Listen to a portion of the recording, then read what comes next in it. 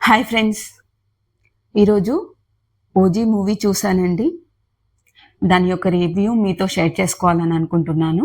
ఓవరాల్‌గా సినిమా ఎలా ఉందంటే చాలా బావుందండి. కాకపోతే ఇక్కడ మూవీలో ఆడియన్స్‌ని నేను 2 రకాలుగా డివైడ్ చేయాలనుకుంటున్నాను.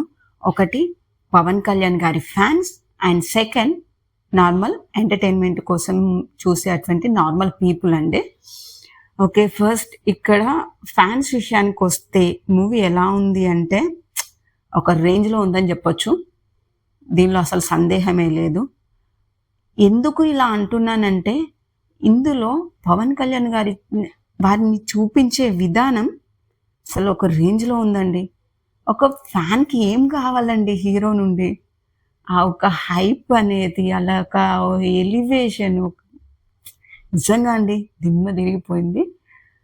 నిజంగా ఒక ఫ్యాన్స్‌కి మాత్రం పండగనే చెప్పుకోవచ్చు ఈ సినిమా. నిజంగా వాళ్ళకు పిచ్చిలేస్తదండి ఫ్యాన్స్‌కి. అలా ఉంది సినిమా. అండ్ ఇంకా ఇగ జనరల్ నార్మల్ ఆడియన్స్ కోసం జూస్తే కొద్దిగా వాళ్ళేందంటే స్టోరీ కోరుకుంటారండి.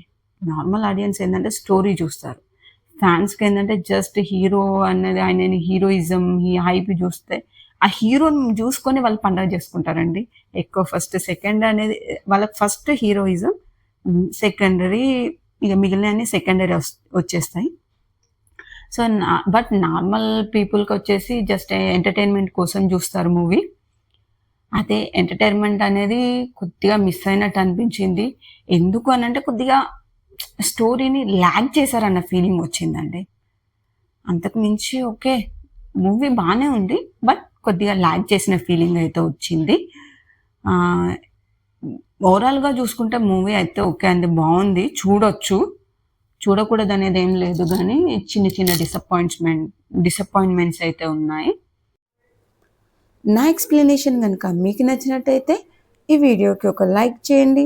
అలాగే మీ ఫ్రెండ్స్‌తో షేర్ చేయండి. సబ్స్క్రైబ్ చేయడం మాత్రం మర్చిపోకండి.